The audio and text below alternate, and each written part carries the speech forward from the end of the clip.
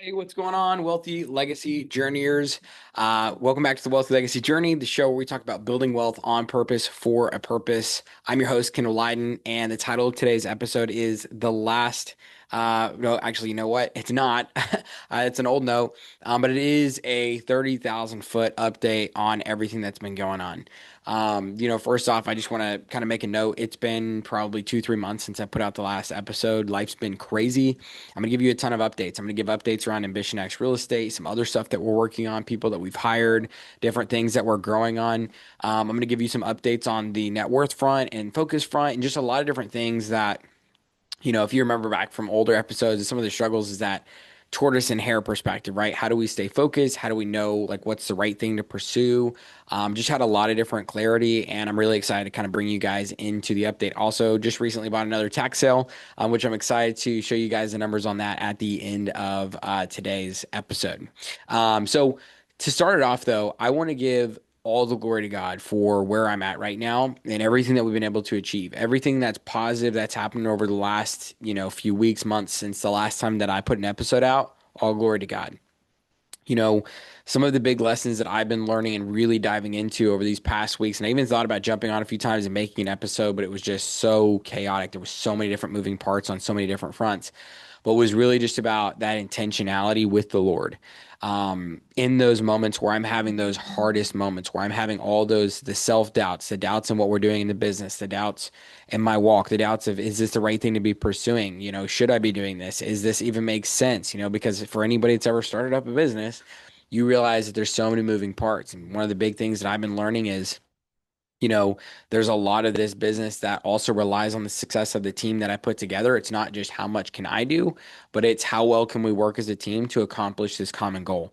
And that's been just a really interesting learning curve that's been challenging for me to learn that dynamic of how do I work with a team? How do I create, a system where it's not like I have instantaneous success, but it's, I have to create a system that could be successful. Then I have to find the right people to be successful in that process and teach them how to be successful in that process. And we all have to work together just as one organism, one body, if you will, just like the body of Christ in a way.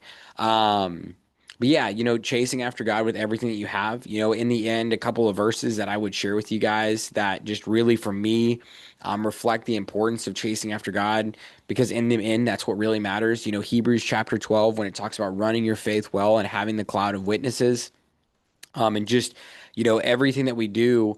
Oh man, there was a word this morning actually that Pastor Dr. Tony Evans used in his sermon, and Liliana asked me about it, and it wasn't intensity. It was running. We were talking about running a race, and I would usually use the word intensity and purpose, but it was oh man, if I remember the word and it comes back to me, I'll say it, but I don't want to get hung up on it. But it was just like, how can we give it everything that we have, essentially? And so Hebrews chapter 12 is a great reminder of that. The book of James, especially chapters 1 and 2, where James just hits you over the head with some just really good truths of, show me your faith without your works, and I'll show you my faith through my works. Faith without works is dead. And just really about how it's like, if we've been transformed by Christ, then our life will reflect it. A good tree will bear good fruit, a bad tree will bear bad fruit. That's not in James, that's somewhere else, and I believe that's one of the Gospels. But it's those foundational truths that I have to then reflect and go, okay, well, what does the fruit of my life look like? You can even look at like the letter from Paul to Timothy in the early church, 1 Timothy 4:12, which says, "Don't let them look down on you for your youth, but set an example in all the things that you do." And then he names off a list there. But it's like, how can we live a life of intensity and purpose where we're setting an example of this is what it looks like to, pursue life with intensity, with faith, with boldness. Am I nervous sometimes whenever, I go to do these things? Absolutely. Yesterday in the tax sale, just to kind of give you, or no, it wasn't yesterday, but this week in the tax sale, just to give you kind of some perspective, I spent over $50,000 on a lot. That's a lot of money. I've signed contracts for that much before. First time that I've ever bought that without having an in buyer lined up, and I've actually put that money down. That's a ton of cash, and so that was a big step. I was a little bit nervous whenever I was putting in, those bid amounts. I was willing to go up to 60. But it's one thing to say I'm willing to go up to 60 on paper, and then it's another thing to actually put it down that, hey, I'm going to put 60 grand on this thing of my cash. And that's a huge amount of our, liquid net worth right now. And so it was like, wow, that's a lot. But I bought it. I'm very excited about it. I did get a second opinion on it after I bought it. I just wanted to go into this one. I've gotten second opinions before. I've been in this game for a while. I was like, I think I really, really feel confident. I do know this value. Got the second opinion. I was crossing my fingers when I got that second opinion. And the person I actually got a second opinion from Nathan, and he gave a higher valuation than what I gave it. So I was like, cool. I'm gonna still stick with mine because to me, I'd rather be, safe than be disappointed. And so. But I'm very excited about the buy, and I'll break down the numbers here at the end. But now the next thing that I'm thinking about is like, okay, well, what would it look like for me to bring in a JV partner to handle the money, right? And so I can get my cash back out and maybe do this again, And at first I was like, could I, the last deal, whenever we did Palestine, I brought in a JV partner at 50% on for the cash, and this time I'm thinking like, can I bring a JV partner in at maybe like 30%? Maybe 25, maybe even 20%. Like, could I give less equity and still get my cash back out? And so that's kind of the things that I'm thinking about right now. And, another note that I want to make before I come back to my show notes that I want to talk about here too was I've just been thinking about the importance of of surrounding yourself with people that have like-minded goals. Um, a big part of the reason that I went out and actually bought this tax sale was I kind of started to feel like a poser around here. Whenever I would talk about the investment deals that I'd done, of course, we own Hudson, but that's just sitting there. And then I had Palestine that I would talk about, but I sold Palestine at the end of December. No, maybe it was at the very, I think it was actually at the, no, it was the very end of December 2024. So here we are nearing the end of 2025. I haven't actually owned my own investment all 100% on my own or been the one who like originated the deal and everything, in 10 months, 11 months now, actually. It's November. So, about 11 months. So I started to kind of reflect on that and go, well, if I'm sitting here saying that I'm teaching people how to invest, and that's the whole goal is how to invest, and we're pushing people, encouraging people to invest, and then I see agents that are coming in and they're building their business back up and stronger than it was before, and then I'm looking at we've got two different agents in here that are investing. One guy in his first year of real estate, he's on 8 flips, or somewhere around that ballpark. I don't know if he's planning to do more this year or not, and he's taken some losses, but he's going out there with intensity and purpose and boldness. He's not being timid or fearful at all. I've got another guy who just got into doing another flip, and they're nearing the end of it. And it's kind of just made me sit back and reflect and go, what am I doing? Like, I'm helping to run this show and build this thing up off the ground. And we talk about investing and hype it up, and I don't have any money in the market. Like, I started to feel like a poser. And, I had this idea of how I could structure this and build this out. And this was kind of at the end of 2024. And before I got a chance to really act on it, the opportunity opened up here with the brokerage. I've been so glad that I've pursued it, and kind of used that as something to be able to build on. But, it just kind of hit this point where it's like, okay, I think it's time to go invest again. But I just wanted to say that so I didn't forget to say that. It's important to surround yourself with people who have common goals, common objections. But even with that, I don't want to just surround myself with investors. I want to surround myself with investors who also have a passionate pursuit of chasing after the Lord. There's a ton of people in this game who all they care about is money, greed. They don't mind cutting people's throats. They don't mind stabbing people in the back. They don't mind doing drugs. They don't mind drinking all the time. That's just not what I'm about. That's not this is why I wear the Star of David, because I want to remember that I'm a part of that tree. I am a Gentile grafted into the tree. I think it's in Romans. Oh man, I think it's 13. It might be Romans 11, like 11, 12, 13, somewhere in there. Paul talks about how we as the Gentiles were grafted into the tree of the Israelites, of, that entire nation. And it's a huge blessing. And so I want to keep my eyes fixated on the Lord. I want to say, how can I honor the Lord in what I do? How can I honor the Lord in my investments? And our God is a jealous God. I've been reading through some of the major prophets recently in my Bible time. Most recently, Jeremiah, just closed out Jeremiah, began in Ezekiel. And that really goes to the time where Israel fell to Babylon, and they're going into captivity in Babylon. and they're getting sieged by Babylon. They're going through major famines, and they start turning their hearts towards other gods, worshiping, idols and other gods and wealth, and turning their back on God. And you just see this progress of the nation as it slowly goes downhill, downhill, and then it has just this rapid descent. And a lot of that has to do with getting away from the Lord. And so I think about when we build this business or we build investments, the nation of Israel was strong when they looked towards the Lord all the time. And they became weak when they started looking only to him every once in a while, and they completely crumbled when they stopped looking at him at all. The same thing will happen in my life. The same thing will happen in AmbitionX real estate. As long as we keep our eyes and our minds and our hearts fixated on the Lord, we can keep a good path. But if we start getting distracted by the world, if we get distracted by the deals, if we get distracted by the money, and we get our eyes off of God, the whole thing's just going to fall apart. I know it. It's a guarantee.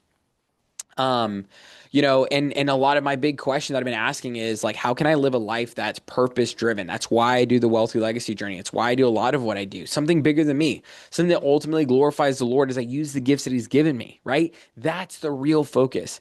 And I actually got to have a really awesome conversation with a guy that's mentored me some in my faith, a lot in the real estate journey, especially in the beginning, helped me get my first flip. His name's Steve Headland.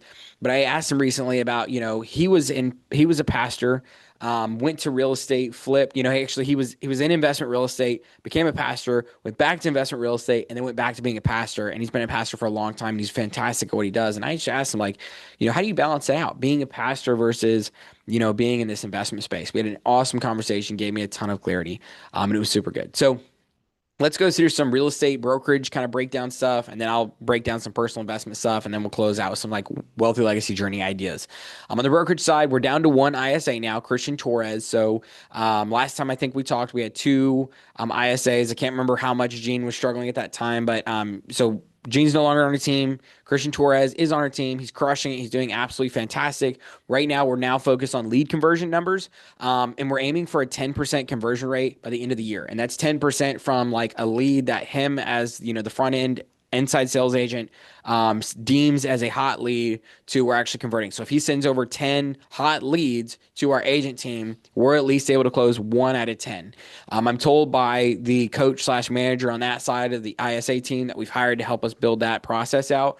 10% is a super doable goal. Would love to shoot for higher numbers. So I think 10% conversion rate is a great initial goal. And then my hope is as we roll into the spring and into the summer, we're able to see numbers closer to like 20, 30%, and really start to have a powerful growth strategy and just a lot of momentum on that, on that front. And Artie Reynoso, I can't remember where he was at last time I did an episode, but he's actually running that entire leads team now.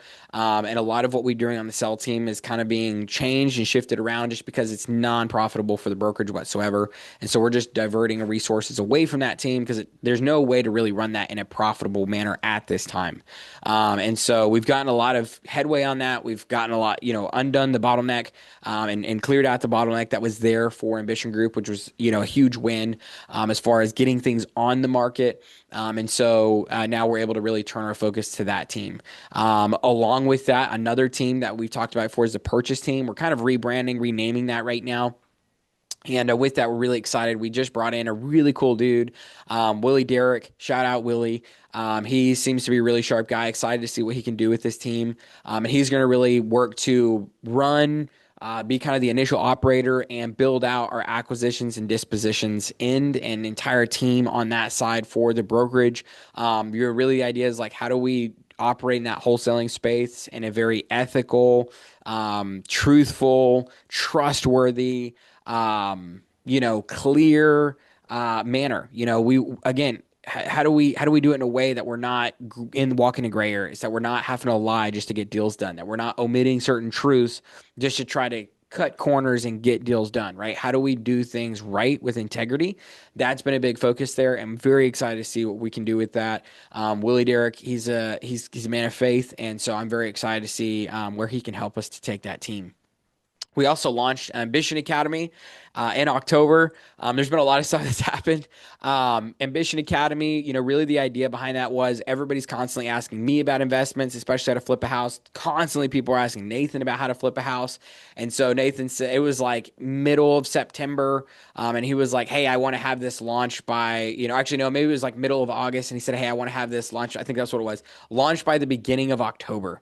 And so it was like end of August. It was something like 5 to 6 weeks in that time. With the help of AI, I really had a learning curve of like, how do I push AI to its fullest to help me build this stuff out? But, we recorded basically like a video and used all of that content to have AI help us to write a book. So it did like the rough drafts, and then I kind of did some edits. So in that 6 weeks, wrote a book, constructed a webinar, built the entire website funnel, and we advertised the class. We ended up with probably 30 people or so that came to the class. Our offer out of the gate, maybe 40. Our offer out of the gate just did not stick at all, completely reworked our offer. And now we actually have 10, roughly 10 people. I think it's 10, 8, something like that, people that are actually signed up as a paid member of Ambition Academy. We also offer it for free to anybody in our brokerage. And one of those people that signed up that's not a part of our brokerage, also just they bought, her and her husband bought their first flip, or it's under contract and it closes in like 2 weeks or something like that. So it's been really exciting just to see that, a great way that we can help people, just do more and reach further and, hit those bigger goals. So, very excited for, them and their success. So shout out to Katie. I forget her last name, and her husband, and, the flip that they're about to buy, and, that first one being underway. I'm so excited for them. And our hope is just, can we provide tons of value? We'd love to be able to create JV partnerships. We want to create education opportunities. So like I've got a class that I'm teaching actually today, the day that I'm recording this, about, land and how to evaluate land. I'm actually going to probably talk about some of the things that I did when I evaluated, and really just kind of look at how did I evaluate the tax sale that I just bought, because I think it's a great case study, because I literally just went through this. And so I'm very excited to teach that class and kind of dive into all those ins and outs of that process. And that's what Ambition Academy is for. We teach about hard money, how to flip houses, the project management side, how to do land, how to analyze deals. We also have Q&As, all sorts of cool stuff, really just with the goal, the intention of how can we get people who are wanting to invest into their first deal? How can we get them that success? We're also currently in the middle of launching a big realtor recruiting campaign to bring more agents, for Artie to work with on the realtor side and Willie to work with on that wholesaling investment side. And so that's the big thing that I'm really focusing on right now, is getting that up and off the ground. Once the pipeline's there, then it'll just be me meeting up for the first call. Nathan always is going to take that second in person. And then if they're kind of leaning towards, we've really kind of changed up how we're doing the brokerage. And so we now have co-pilot team, solo agents, and mission control. Mission control is somebody who's like looking to build out like a whole team. The solo agents look for somebody who's, already making steadily over $100,000 a year, but just needs, to scale their business up to like 250. And the co-pilot is for somebody who just needs stable income in real estate. That's who we're going for. Newer agents who just don't have stable real estate businesses, but they've got the hustle and the drive. We can connect them with Artie and the leads and stuff like that. They can get their business to 100, 150, maybe even $200,000 a year on the co-pilot team. And then they can work their way up into more solo realtor stuff after that if they wish, if they want to. That's totally cool with us. We'd love to see that. But also if they want to be a part of the co-pilot team, super cool with that too, right? And so working on that, and then also, acquisitions and dispo agents, to work with Willie on his team. The goal would probably be, could we get like 5 really strong agents for each of them? Based on what I've seen out of recruiting, it seems like we get like a pretty good agent, one out of that fits within like the mold that we kind of hope for. 1 out of 5 times, give or take. And then just an absolute rock star, probably like 1 out of 10. And so my guess would be is to get 5 people, we'll probably have to bring in somewhere around like 25 to 50 people onto each of those teams. And then we'll just have to figure out, maybe we'll get better at those and better recruiting and figuring out who fits where, using personalities and tests like that. Not 100% sure, but that's a big front that we're working on right now. And then another note, just on the real estate side, there's been a split between Nathan, my business partner, and Casey. If you remember any of the initial episodes, Casey was one of the original idea raters of of AmbitionX Real Estate.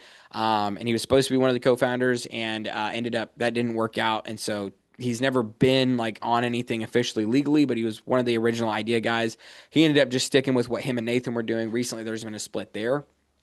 Ultimately, I think this is going to unmuddy slash like really clear up the waters on the wholesale and investing side because you don't have, kind of two entities trying to compete to do the same thing, which never really made sense in my brain. So I think that this will be better in the long run for all parties because that way there's not just frustration about where attention or focus or growth is going. And so, I think that's going to ultimately be a healthy thing for AmbitionX Real Estate. And I think really just open up opportunities for us to grow without feeling like we have to have, I don't know, patchwork conversations to make everything work between everybody. Um, Not to say we couldn't have made it work, but I think it's going to be a good thing. But that's been interesting. After that split, Nathan's really had to go back and give a big focus to Ambition Group. So a lot of his focus is over there on that side. But I'm very excited for where AmbitionX Real Estate's at right now. I see a ton of potential going forward. Essentially having the leads team at a place where it's functional, having, that investment team at a place where it's functional, or the wholesale team, at a place where it's functional. Now we're just focusing on recruiting. So if I can bring the people in and Willie and Artie can work with their teams to, build them up and make them thrive. I think the three of us plus, ideas that Nathan can throw in there because he's awesome with ideas. He's a great idea guy. Can really help this thing to come up off the ground. Plus, ultimately, right, the Lord being at the center of it all, 100%. Personal investment side, I made some money over the last few months day trading. It's nothing too noteworthy. I ended up making several $100s, but then the fees cost me a couple $100s, and so I was up like a couple hundred, or I was up probably about $100 or so, give or take. Um, I was trading one futures contract at a time, but that did not work out long term. I probably did that for about 2 months, maybe 6 weeks. Got really into it. I was like, could be what I do because I be honest, especially with all the big changes that have happened lately. I was kind of wondering like, these are shaky waters. Is this where I need to be putting all of my time, energy, and attention? Like, is this going to work? And I just had a moment where I kind of mentally just had to just evaluate some things. Um, the day trading, I would be waking up at 5 a.m. I'd pretty much be done trading by 10. I usually was getting into the office, around 10. My last trade I would take around 10:30. So I would pretty much trade all the way up. I'd eat breakfast while I was trading. I didn't really see the family in the morning. Waking up at 5, would leave the house around 9:20, get into the office about 9:45. Would get my computer set up, say hello to everybody, get ready to take another trade around 10:30 Central. Then, I'd be done after that trade and then I was on to work and then I would work all the way up until the end of the day. And then I'd go home just absolutely exhausted. And in the evenings, I was trying to study and learn stocks and all this kind of stuff. And I'll explain more of like why we're doing the tax sale in a moment on that front. But decided that day trading was not the right avenue. And I think you'll agree with me when I explain my reasoning in the end. I made good money on the S&P 500 holdings from when we bought the dip in April. Just sold all those holdings in October just so we could have more liquidity on hand as we did spend a lot of our liquidity on that tax sale in November. And I also made good money over the last few months buying gold dips. I see a lot of value there in gold. I think that, gold's pretty undervalued right now. Just been waiting for it to kind of pop now that it's getting all this interest. Great opportunities to buy the dip on gold. Made money several times buying the dip. I still have physical gold holdings as well. Not a ton, just a little bit. But I'm long gold. I'm long gold personally, probably up into somewhere around like $10,000, $20,000 an ounce. From the few guys that I've studied. Once it starts getting up into that region, I need to get into it more and just figure out, when's a good time to exit. But for right now, I'm long gold. Ultimately close everything right now on the stock side outside of the high yield Bitcoin positions, which are down a bit. I've got about 10,000 in capital in that. I've got about 8,000 currently right now in holdings. So, down about 20%.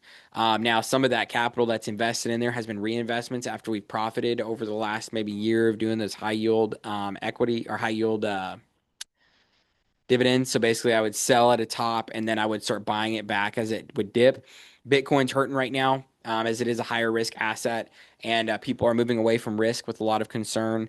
So that's been interesting to see. But mathematically speaking, It takes up to 8 months, but I should see a 20% return on investment within 8 months of the purchase. Um, Mathematically speaking. And so I'm willing to hold it. I don't think Bitcoin's like out of gas or anything like that. I think that, probably people are just selling off, reevaluating. It'll find some kind of base. It'll run again. Having 8,000 bucks into it right now with where my liquidity is at, just not something I'm sweating. I mean, I would probably be willing to let those go all the way down to zero. Um, Unless it was just like people literally just stopped using Bitcoin, that might totally change it for me. But I believe in a long-term growth trajectory of Bitcoin and what's happening there with cryptocurrencies. I do think it's speculative. I think it's not super stable. But I do see, at least with, President Trump in office, he believes in it as, wanting to make US a cryptocurrency hub, and things that he's talking about. So I think on a governmental level, there's belief in it. Same with gold. There's a huge amount of, Federal Reserves globally buying gold. So I see that at a high institutional level. A belief in it, and that's why, that helps me kind of bolster my belief in it. So I'm willing to hold those positions. Because at the end of the day, if we took a full loss on it, it wouldn't be too bad. It would suck, but it wouldn't be the end of the world. But it's such a small amount of our, assets at this point, and I do believe in it enough that right now I'm just not willing to let it go at a loss. Not even just from an emotional perspective. It's just I don't need the cash. I still feel like it's a good investment. I'm okay with holding it. And I've seen the math on it. Now, if I'm holding it in a year from today and it's still down and it doesn't show signs of going back up and my math was wrong, that's another thing. But as of right now, I'm just, it could have a jump in the spring, it could jump at the new year, it could jump next summer, and it would still all fit within my timeline. Um, in real estate, from a KO Cash real estate perspective, finally, like I said, finally back in the lane, a game, bought a tract out in East Texas for $51,600, and I've got two different exit strategies on it. One of them is I could do minimal, like additional cash into the deal, pretty much just pay the 2025 taxes, pay 2026, and then list it as is. Probably resell it for about $140,000. I could also split the land, and I think I could sell it for around 225, somewhere around 210 to 240. There's a couple different comps that just kind of give it a range, and so I don't want to get too set on a number, but 225 or so if I split it. Just guesstimating that split would probably cost me around $15,000, but I know how to do it. I'd have to get the letter of intent to service from the electricity and the water provider. Then I'd have to get a surveyor on it. Surveyor would probably take about 6 months going back and forth to the county to get that split approved. And so then we could get that approved. And so then we'd be ready to go. Buying it at a tax sale, though, it had no exemptions, so no homestead, no ag exemptions, which means that there's only a 180-day right of redemption from the day that the deed is recorded. So it takes about 2 days from the purchase. So I bought it at the beginning of November, so it'll be about mid-November that the deed's recorded. Then from there, I actually have to wait 20 days to go actually take possession of the property. So about beginning or early to mid December, I'll be able to take possession of the property. And then 180 days from when the deed's recorded. So, that would be mid May if my December, let's see, December, January, February, March, April, May. Yeah, mid May. The right of redemption period would be over. And then at that point, I could start doing stuff where, different things where I'd be willing to, to sell it. And so, then the question is, okay, well, if I'm mid-May, that's a great time of the year to list. Do I go ahead and list it, or do I try to wait another 6 months until you're looking at more like mid-November and with the split, but then I could get quite a bit more cash. And honestly, it probably comes down to, can I get a funding partner? If I got a money partner in that deal that wasn't in a rush to get their cash back and I was 100% cash out of the deal, I want to get my cash back quicker because I know I can flip it on another deal. But if my cash is totally out of the deal and the money partner isn't thinking like, hey, I need to rush, to get my money back, but they're okay with letting it sit for like 2 years because they want to, higher ROI, then I'll probably go with the bigger deal because ultimately I'll get more cash and I'll have zero money in the deal. So I have an infinite ROI at that point. It's amazing. And so, you could count my ROI as like the initial buy. But my goal is could I get my money back out in the next 2 to 3 weeks before the December tax sale? And so, man, if I only have my money in there for like 2 to 3 weeks and then I have just a fantastic RO. I mean, it's a really cool, prospect.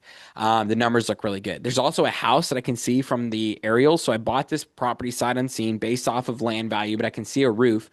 So I'm excited to get out there early to mid December whenever I have the right to take possession, see what that house looks like. If it's in any sort of like good condition, that's just going to be a massive bonus. If the thing's like completely falling apart, that might hurt us a little bit because it would take like maybe 10 grand to demo it. But hey, there are utilities on the property, so that would be a bonus. But unless the thing is just absolutely trashed, I mean, even if it's like this needs a pretty extensive rehab, but it's doable, that's going to add value. If it's a house that's like, yeah, it's old, outdated, but you could move into it right now and electrical works and, water works, which would be insane. I'm not holding my breath for that. But if that's the case, that would be a massive, massive win.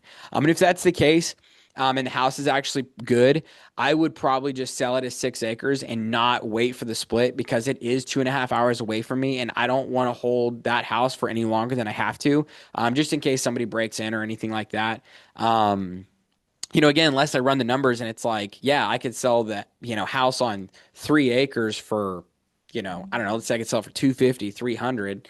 And then, we could then split off the other piece of land and, sell that one alone for 100,000. And it's like, oh, well, all of a sudden that puts my ARV around 350, 400. It might make sense. So there's just a lot of different questions. I don't know. I got to figure out the rest of the values. But either way, I'm super stoked for the deal. There's just tons of equity there, lots of options to explore. Very excited to have gotten that deal. And it was actually a really cool thing that the Lord worked out. There was a tax sale I was going to in person that day, and then one online. Barely got the one online in the nick of time. Aaron, shout out to Aaron with Cherokee County Tax Office, really helped me out there. And she helped me get all my paperwork submitted because the USPS lost I did priority mail to make sure it would get there in time.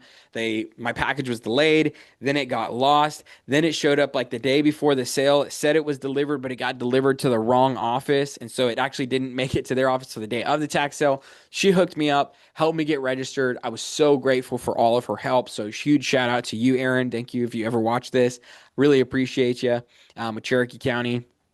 But with that said, that was actually it was an online auction, never done an online auction before. I thought it was all the onlines would get way overbid. That was actually the one that I won, which I was excited about. The one that I drove to over by Louisiana was 3.5 hours away from me. That property was exciting property. It was on 26 acres. When I ended up driving by it in person, there was actually what looked to be like a brand new build on it. Would have been super cool, but there was a homestead exemption, which means that the right of redemption period was 2 years instead of 6 months. And I just thought that's a long time because that's 2 years and then I go to sell it. I would rather be able to deploy and turn my cash over quicker. Once I start getting money partners involved, if I have money partners that are okay with just letting their money sit there for 2, 3, 4 years, and I know that my cash isn't going to have to sit in that deal for that long, and there's a fantastic ROI on it because it's a new build, yeah, I probably would have bought that bad boy because, it sold for 66. My max bid was 60. Well, it was 40. Then I saw the house. I bumped it to 65, which was 50% of land value. Wasn't even willing to consider the house because who knows what happens to that thing over 2 years.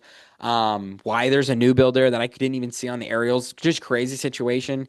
But, ultimately, at the end of the day, I think the max bid for somebody else was like 75 grand. I know for a fact. I don't even want to go look at the comps. Dude got it for an absolute steal of a deal with that new build being on there. And I'm so happy for, him, but I would have bid more than that. But, honestly, it just comes down to I didn't want my money to have to be tied up for that long. Let's see. First time to buy tech. Yeah, and also this is actually my first time to buy a tax sale instead of a resale, so that's pretty cool. But basically, what I realized, and this is kind of getting into why I went land and tax sales instead of the stocks. I was able to take 400 or so opportunities that were available for the month of November, narrowed them down pretty quickly to probably about 20 that I was interested in. Then very quickly was able to take those 20, narrow those down to 3 that I was really interested in. And I was outbid on 2 of them, and I was able to get that third one. And actually, the one that I got, praise the Lord, it was actually the one I wanted the most, and it was the one that I thought I was going to get the least. To me, it was the cleanest, most attractive property. I was like, there's no way this thing's going to go for what I was like. I'm willing to pay 50%. There's no way this thing probably goes 70, 80% because it's super clean, 6 acre lot, tons of frontage, can be split. Looks like it has a house on it, but even if there's no house here, I'm doing 50% of land value. I got it for less than that. My max bid was 60. I got it for 51.6. I was so pumped about that. There was, the other ones all I got outbid. And I just wasn't, I wasn't willing to go that high on those. Um, but looking to get a money partner on board. This is new territory for me, and I'll admit I'm a little bit nervous about it. But hey, what's the wealthy legacy journey? I explore the unknown. I conquer new frontiers. My journey is powerful. My wake is a wealthy legacy. And so this is an unknown for me to explore. I got to admit, I'm nervous about reaching out to some of the people that I know I need to reach out to. So maybe this is my like accountability call right here. I have to do this. And so before the next time that we talk, I need to at least talk to, I'm probably going to set a goal for myself of talking to maybe like 10 different people. Um, Man, that sounds terribly terrifying, but I need to. And so I just need to get out there and make it happen. I got to put together the investor packet too, just so I can kind of show off what the property and the investment would look like. And then we'll go from there. Um, Another thing that I'll mention from personal investments was our cash flow this month. Our high yield savings paid us out $142.87. Excuse me. And we also set aside $746.57 this month from our paycheck to go into investments. That's over and above, we tithed. We also gave away $200. And just for clarification, we live off of $70,000 a year. We're not making like an arm and a leg. That's our total household income, $70,000 a year. Um, we out of that money, we tithe 10%. We also give over and above that. And then we were still able to set aside, that $746.57. So we feel super blessed by that. We really keep a tight rein on our finances just so that we can have opportunities like that. That gives us a total of $889.44 in new capital for November. Same thing's going to happen in December. Same thing's going to happen in January. Same thing's going to happen in February. We constantly are putting in somewhere in that ballpark between the high yield savings and this $1,000 a month. Now that we don't have near as much money in high yield savings, that number is going to go down. But still, that's our goal, is to get to about $1,000 a month, which gives about $12,000 a year in new capital off of what we earn. And as our income goes up, if AmbitionX real estate really is able to start, taking off and able to, raise our income, then which I'm sure it will a lot of that percentage of that money is going to go towards increasing how much we invest and how much we give. We don't want to live with just an exuberant lifestyle. That's not the goal. The goal is to live life on purpose for a purpose. Last few things I'll cover here. I know this has been a long episode, but why such a gap in recording? Well, there's been a lot of mental struggles for me, to be honest with you. Especially over the last few months. Is this going to work?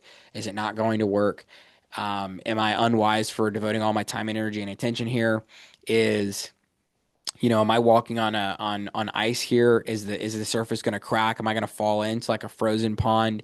My family's been to zero twice. I do not want to take them to zero again.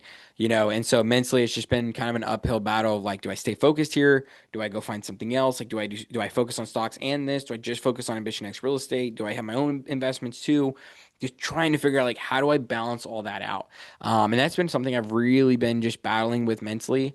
And I guess I didn't want to jump. I didn't want to jump on here and say things that I would regret or resound like every week that I got on here that I was just talking about different stuff and confuse anybody.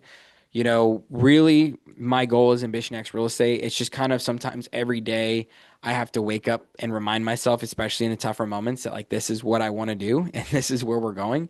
Um, and so it's just remembering that's like I'm not going to give up. I'm not going to quit. I'm going to see this thing all the way through.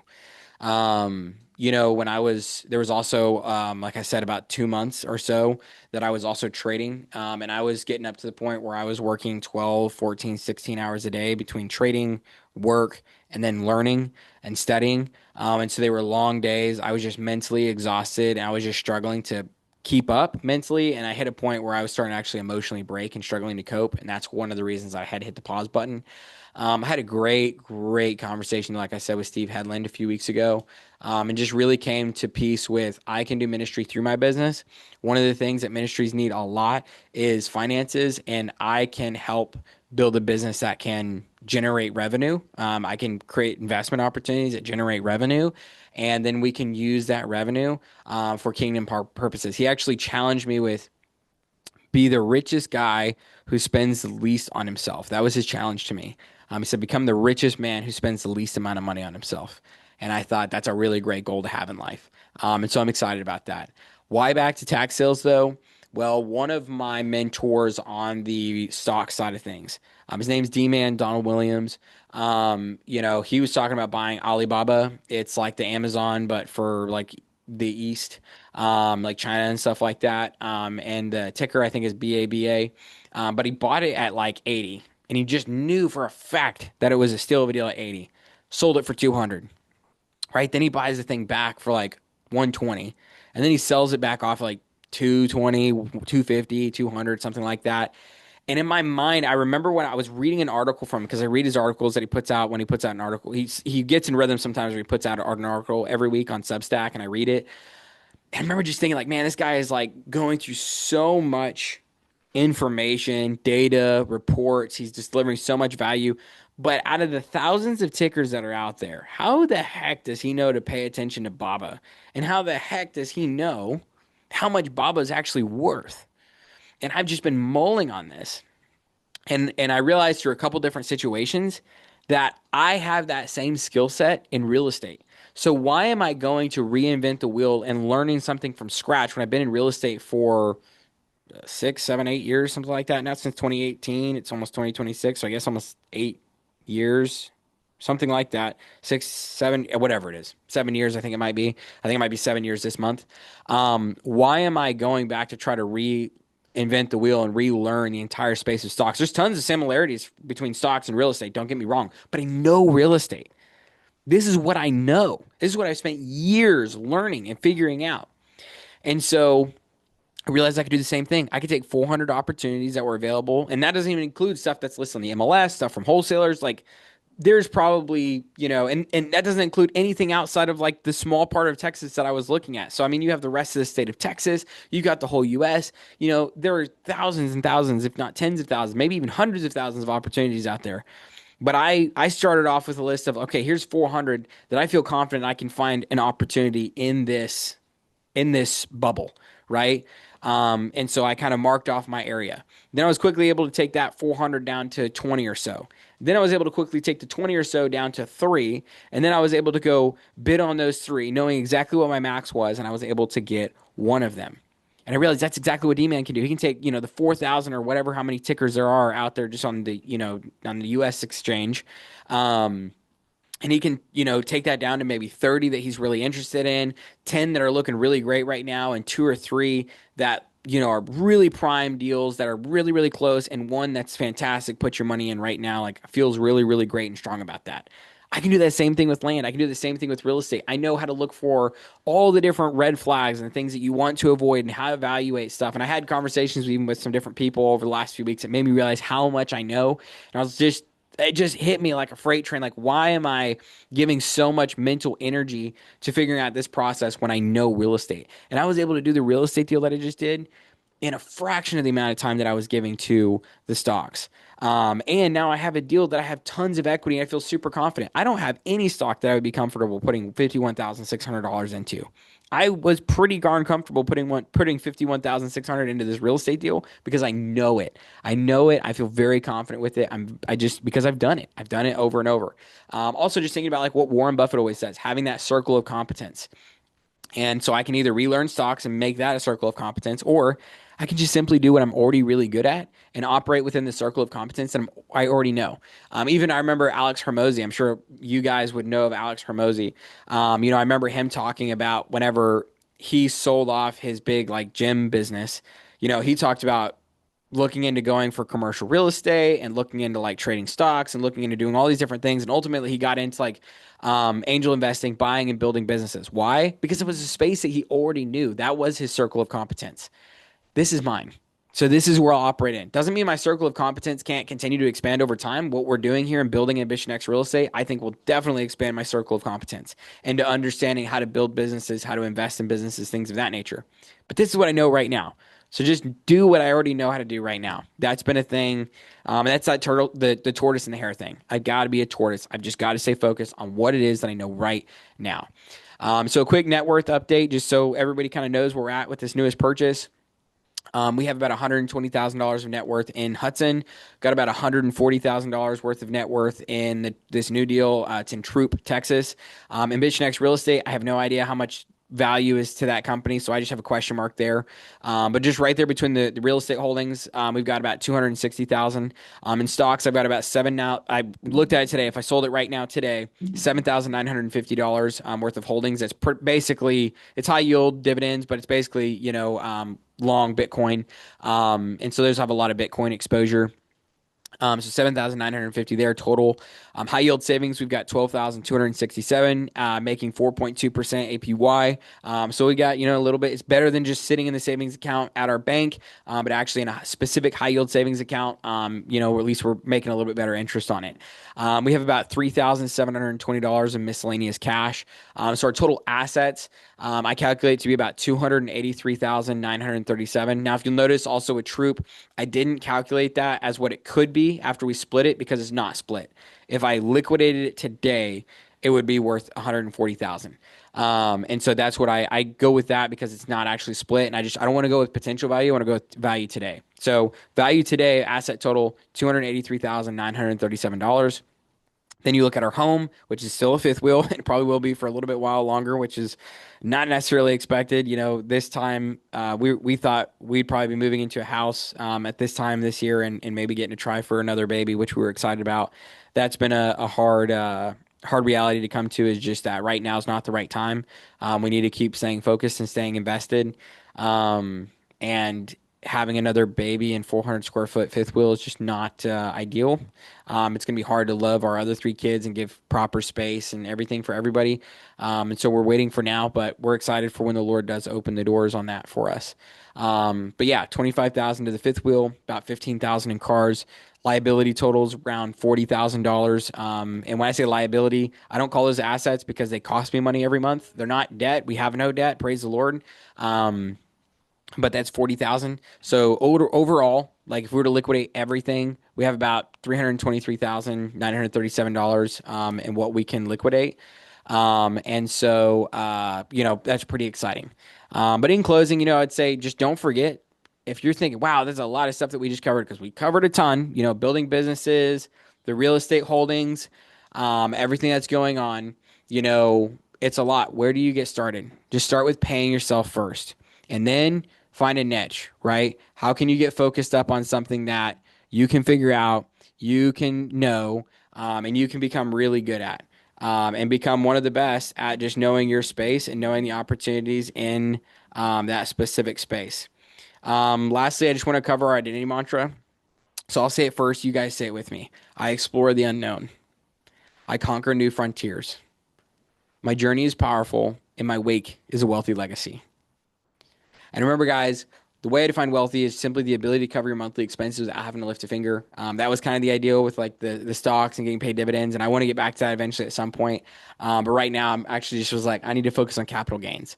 Legacy is leaving a long-lasting impact on others who come after you as they receive the fruit of your labor, whether that fruit be good or bad.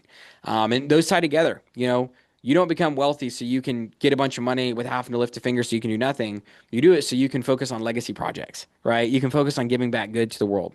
And doing a lot of good, not just being stuck doing a job that you hate, but actually being able to pour in the world in a way that you deeply are passionate about. So anyways, guys, I know it was a long episode, but I appreciate y'all hanging out with me for so long. If you enjoyed today's episode, please like and subscribe. It helps the algorithm, helps us grow. Also in the description, you can check for some cool stuff. With all that said, this is another episode dedicated to you and your own personal wealthy legacy journey. Go out there, simply take the right next step today, and I cannot wait to hear y'all's success stories. I'll see you guys in the next episode. Bye, everybody.